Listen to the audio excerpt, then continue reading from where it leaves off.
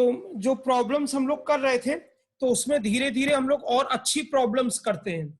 ठीक है, तो पहले वो वाली प्रॉब्लम जो मैंने पिछले उस टर्न पे दी थी वो करा दूं आपको, जो पिछले टर्न पे दी थी, मतलब पिछले लेक्चर मीटिंग में, तो वो करा दूं, और उसके बाद जो है फिर आगे बात करते हैं। ठीक है, तो देखिए ये वाली प्रॉब्लम मैंने आपको दी थी, कई बच्चों ने कर लिया, तो देखिए अब यहाँ पे ये डिस्कस कर दे रहा हूं कि देखो ये जो है ना रो 1 है, तो आप क्या करो, सब इसमें जोड़ दो, 3x + 4 हो, तो चाहे कॉलम में जोड़ दो चाहे रो में। तो जैसे हमने क्या किया, ये इसमें जोड़ दिया, ये रो 1 में सब जोड़ दिया ले आके ये। तो R1 को आप क्या करना, R1 + R2 R3 जोड़ देना उसमें। ठीक है, तो ऊपर 3x + 4 आ गया, इसमें भी 3x + 4 आ गया, इसमें भी 3x + 4 आ गया। अब यही कॉमन ले लो, ये कॉमन ले लो, तो ये कॉमन आ गया, तो 1 1 1 आ गया। ठीक है ना, अब आप क्या करो कि C1 से C2 माइनस कर दो, C1 से C2, ये C1 है, ये C2 है, ये माइनस कर दो, और इससे ये माइनस कर दो, C2 से C3 माइनस कर दो, तो 1 - 1 0, और ये माइनस करोगे तो -4, और x - x 0, फिर ये इससे जब माइनस करोगे तो 0, ये -x तो ये 4 आ जाएगा, और ये आ जाएगा माइनस करोगे तो -4 आ जाएगा ये। तो अब ये देखो, ये तो इसको एक्सपेंड अलोंग R1 के अलोंग एक्सपेंड कर दो, तो ये इसके अलोंग, तो ये आपका सॉल्व हो जाएगा। अब इसमें कुछ बताना ही नहीं है, आसान सी प्रॉब्लम हो गई। मतलब अभी आपको आदत डालनी है, R1 + R2 R3 C1 changes to C1 + C2 + C3, ये। और हर सवाल में भी तुम एक ही चीज देख रहे हो, 2 0 क्रिएट करना है, 2 0 क्रिएट करना है, किसी एक रो में या किसी एक कॉलम में 2 0 जो है ना वो क्रिएट करने हैं आपको। ठीक, चलिए, तो इसका स्क्रीनशॉट ले लीजिए, जो लोग नहीं कर पाए हैं, जो लोग नहीं कर पाए स्क्रीनशॉट ले लीजिए।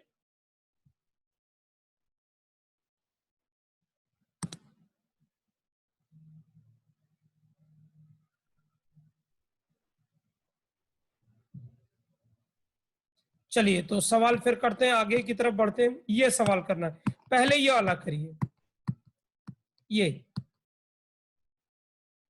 इसकी वैल्यू 0 प्रूफ करनी है।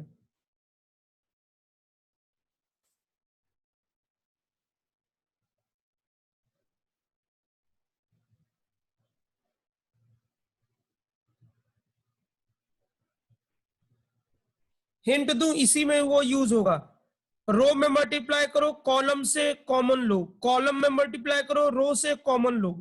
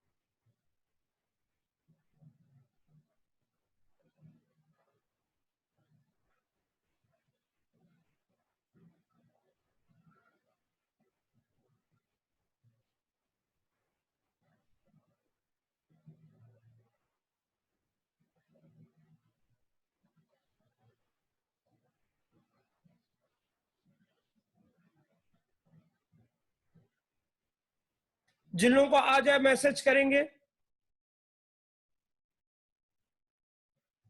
जिन लोगों को आ जाए मैसेज करेंगे।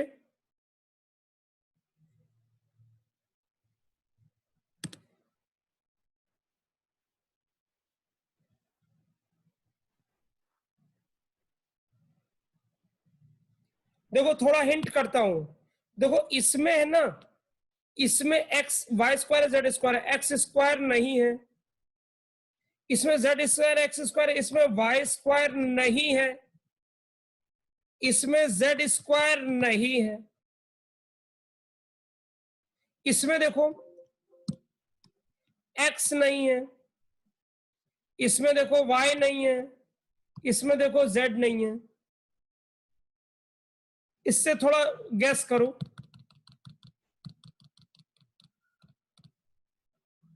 इससे थोड़ा गैस करिए कि क्या कर सकते हैं।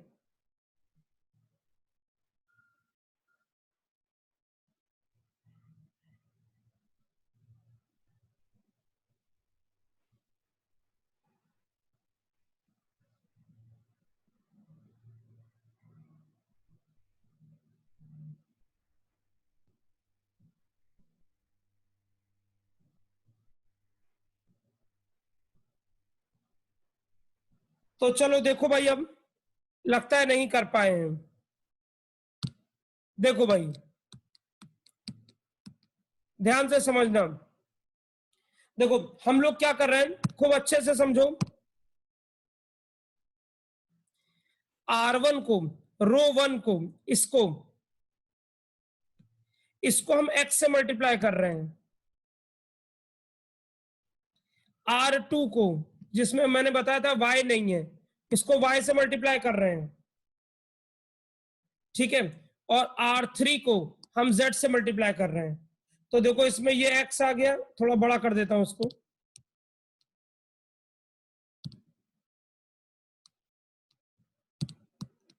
देखो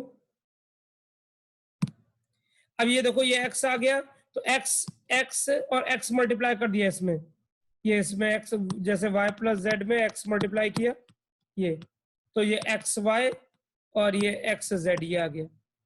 तो इसमें x मल्टीप्लाई कर दिया, ठीक। R2 में y मल्टीप्लाई कर दिया, देखिए ये y आ गया, ये y, ये y z, ये आ गया। इसमें z मल्टीप्लाई कर दिया, ये आ गया। अब देखो मल्टीप्लाई किया है तो डिवाइड भी करना पड़ेगा, तो ये मल्टीप्लाई किया है x, ये y, ये z, तो मल्टीप्लाई किया है एक्स वाई जेड, मतलब ये कुछ ऐसा था पहले, डिटर्मिनेंट 1/x/y/z, और ऊपर भी x/y/z। अब x यहां ले गए, y इस वाले रो में ले गए, और z इस वाली रो में ले गए, तो ये है और ये आ गया। अब क्या करूं, x/y/z, ध्यान से समझना, x/y/z कॉमन आपको मिल जा रहा है किसमें, C1 और C2 में। देखो इस वाले में कलर चेंज कर दूं, इस वाले में देखो x/y/z कॉमन ले लिया, और इसमें भी x/y/z कॉमन आ गया। ठीक है ना, तो मेरा ये कहना है कि x/y/z कॉमन, तो स्क्वायर कॉमन आ गया। तो यहां कितना बचा, yz zxz, ये 1 1 1। ठीक, अब क्या करना है, इतनी बात समझ में आ गई सबको। अब देखिए क्या करना है, इसमें एक्स वाई एक्स जेड है, वाई जेड ये है, तो क्या करते हैं, ये ले आके इसमें जोड़ देते हैं। तो मतलब हम क्या कर रहे हैं, C3 में C1 जोड़ दे रहे हैं, तो देखो ये तीनों सेम आ गए। तो जैसे ही ये तीनों सेम आ गए, तो इसको कॉमन ले लो, टेकिंग कॉमन फ्रॉम C3। जैसे ही कॉमन लिया है तो यहां भी 1 1 1 आ गया, ये कॉमन हो गया, एक्स वाई जेड ये कॉमन हो गया। अब दो रो जो आइडेंटिटी, ये भी 1 1 1 है, ये भी 1 1 1 है, दो रो आइडेंटिकल आ गई, तो वैल्यू क्या हो गई, 0। वैल्यू क्या हो गई, 0। थोड़ा सा टेक्निकल था ये, थोड़ा सा, लेकिन मैं तुमको पहले ही हिंट कर रहा था, रो में मल्टीप्लाई करो, कॉलम से कॉमन लो, कॉलम में मल्टीप्लाई करो, रो से कॉमन लो। मैंने तुम्हें हिंट किया, वहां देखो किस चीज की कमी दिख रही है। कोई बात नहीं, कोई बात नहीं, इस सवाल को बच्चे नहीं कर पाए, कोई बात नहीं, इससे पहले की तुम्हारी परफॉर्मेंस अच्छी थी। ठीक है, इसको नोट करेंगे, नोट करिए जल्दी से।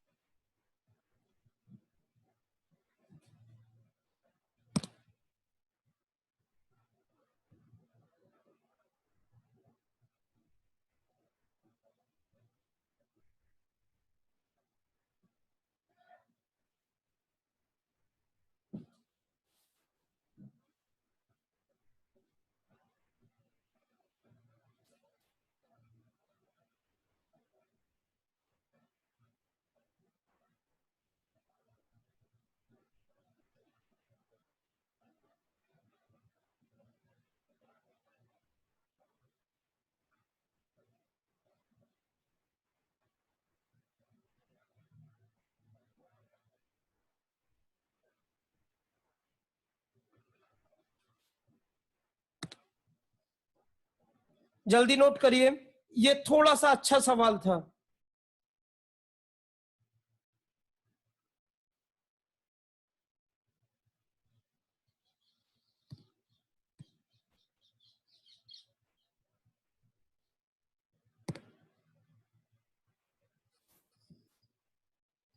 देखिए एक बार फिर से डिमांड की गई फिर से समझने के लिए। देखो थोड़ा बड़ा करके दिखा रहा हूं, फिर से सुन लो। देखो क्या कर रहे हैं इसमें कि ये 1 अपॉन XYZ ये है, और ऊपर भी हम दोनों कर लेते हैं ये ऐसे XY, और ये डिटर्मिनेंट है ऐसे। अब ये रोज हैं, तो पहले x को जाके इस रो में मल्टीप्लाई कर दिया, y को ले आके इस रो में मल्टीप्लाई कर दिया, और z को इसमें, तो ये सिचुएशन आ गई। मल्टीप्लाई करके देख लो, ये मैंने यहां भी लिखा हुआ है, ठीक। अब जब ये मल्टीप्लाई कर दिया तो अब देखिए क्या हो गया, हम कॉमन ले रहे हैं XYZ। अब XYZ तुम कॉमन ले लो इससे C1 से, तो C1 से XYZ कॉमन ले लो, ये C1 है, C1 है ये, और C2 है ये। तो इससे XYZ कॉमन लोगे तो ये बचेगा, और इससे XYZ कॉमन लोगे तो 1 1 1 बचेगा। तो XYZ 2 बार कॉमन गया है, इससे भी गया है इससे भी गया है, तो XYZ का स्क्वायर हो गया, तो वो तो एक से एक बार कैंसिल हो जाएगा। तो अब यहां पे देखिए, जब यहां पे हम पहुंचे तो ये देखिए XY XZ, YZ का टर्म छूटा हुआ है, YZ XY, ये XZ का टर्म छूटा हुआ है, ठीक। और इसमें देखिए, इसमें XZ YZ है, इसमें XY का टर्म छूटा गया, तो ये वाली जो रो 1 है इसको रो 3 में ऐड कर दो, तो सॉरी C कहना चाहिए, ये जो C3 है उसमें C1 ऐड कर दो, तो यही लिखा हुआ है, C3 में C1 ऐड कर दिया, तो जब ऐड कर दिया तो ये तीनों सेम आ गया, इसको कॉमन ले लिया, इसको जब कॉमन ले लिया तो ये आ गया कॉमन, और एक XYZ तो बचा ही हुआ था ये। अब यहां क्या, जब कॉमन लिया तो 1 1 1 आ गया, तो दो रो आइडेंटिकल हो गई, और डिटर्मिनेंट में दो रो जब भी आइडेंटिकल होती हैं तो डिटर्मिनेंट की वैल्यू 0 हो जाती है, ये मैंने बताया था। ये भी बता दूं कि जैसे जो ये वाली जैसे दो रो आइडेंटिकल है, अच्छा हुआ ये बात अभी आ गई, ये मुझसे किसने, आयुषी ने पूछी थी जब हम लोग प्रॉपर्टी डिस्कस कर रहे थे, ये वाली, आ, ये वाली प्रॉपर्टी जब डिस्कस कर रहे थे कि डिटरमिनेंट हैविंग 2 रोज और 2 कॉलम आइडेंटिकल, तो जैसे मान लीजिए दो रो आइडेंटिकल हैं, PQR, दो रो या दो कॉलम, ये तो क्या कर सकते हैं आप, इसको ऐसे देखिए, आप इससे माइनस करिए, ये आपका R1 है, ये R2 है, तो R1 को चेंज करिए, R1 में R2 माइनस कर दीजिए, तो ये ऑटोमेटिकली 0 0 0 PQR XYZ हो गया। और इसी तो इसका मतलब है कि 0 0 0 आ गया, तो डिटर्मिनेंट की वैल्यू 0 हो गई।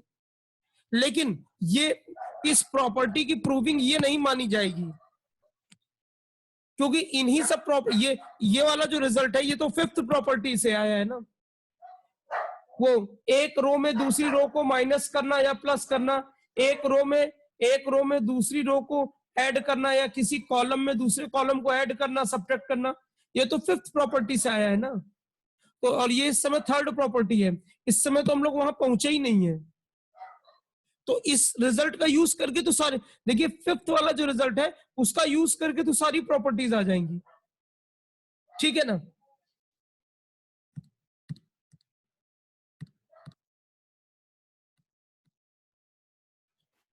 तो चलिए ये आपका जो है ये आइडेंटिकल हो गया, तो ये अब स्क्रीनशॉट ले लीजिए, काफी टाइम इस पे मैंने दे दिया,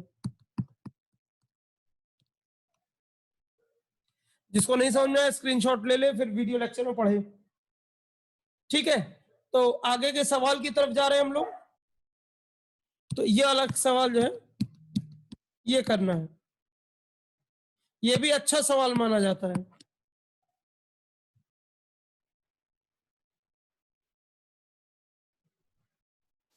तो एक काम करिए, अब आप खुद ट्राई करिए। देखिए मैं तो सब करा ही दूंगा, तो ये होमवर्क कर लीजिए। और सवाल दे रहा हूं, होमवर्क लिखिए, इसको फटाक से नोट करेंगे।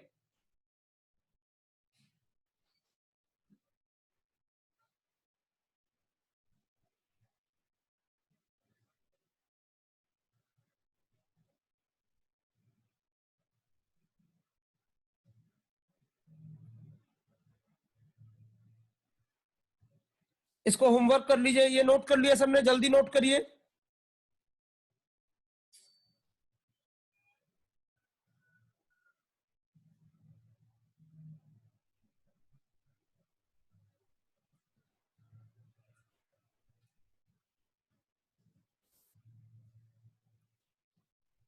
इसके बाद आगे ये सवाल नोट करिए। ये सवाल होमवर्क है, ये नोट करिए। ये भी होमवर्क है, फटाफट नोट करिए।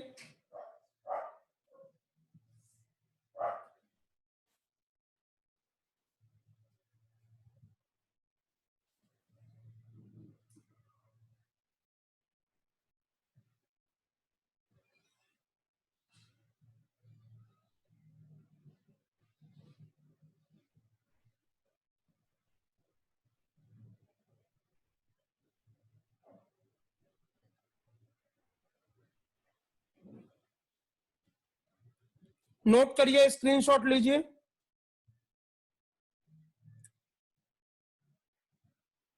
एक ये भी स्क्रीनशॉट ले लीजिए।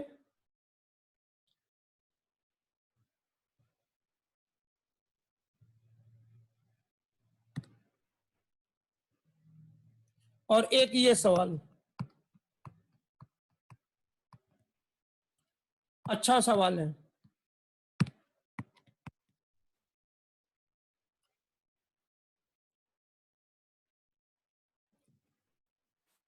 ये कुछ लोग क्लास लेट ज्वाइन करते हैं, एकदम उनका छूट जाता है ना, फिर समझ में नहीं आएगा।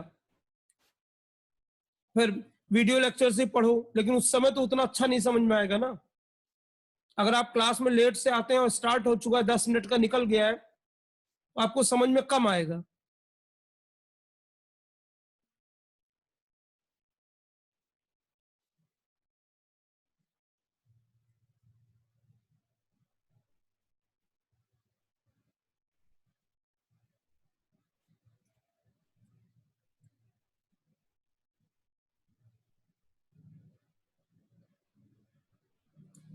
ये 14th वाली प्रॉब्लम अच्छी है। जीपी का मतलब समझते हो ना?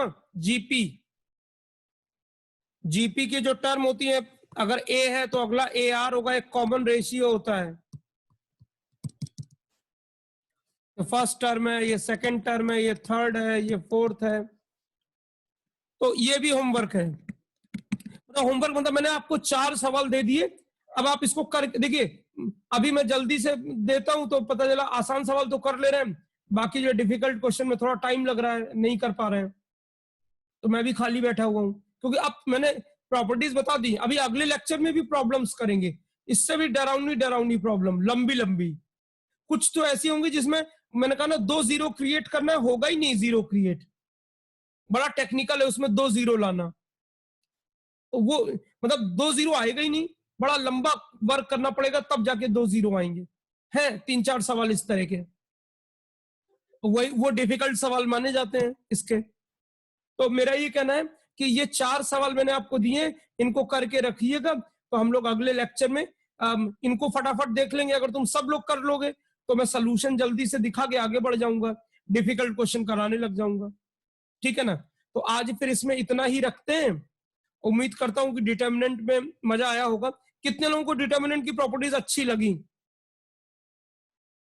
हैंड रेस करिए। अच्छा, कितने लोगों को डिटर्मिनेंट की प्रॉपर्टीज का यूज करके, कितने लोगों को डिटर्मिनेंट की प्रॉपर्टीज का यूज करके सवाल करना अच्छा लगा, आज के सवाल करना अच्छा लगा? चलिए, वेरी गुड। अच्छा लगा कि आप सीख रहे हैं, जोश में दिखाई दे रहे हैं बच्चे। ठीक है, तो ये 4 सवाल करके रखिएगा। आप इनके आंसर्स पहले भी मुझे व्हाट्सएप से भेज सकते हैं। इनके आंसर्स आप पहले भी मुझे व्हाट्सएप से भेज सकते हैं, ठीक है। तो हम लोग जो है बस इसमें इतना ही रखते हैं। ये लीजिए 13 नोट कर लीजिए।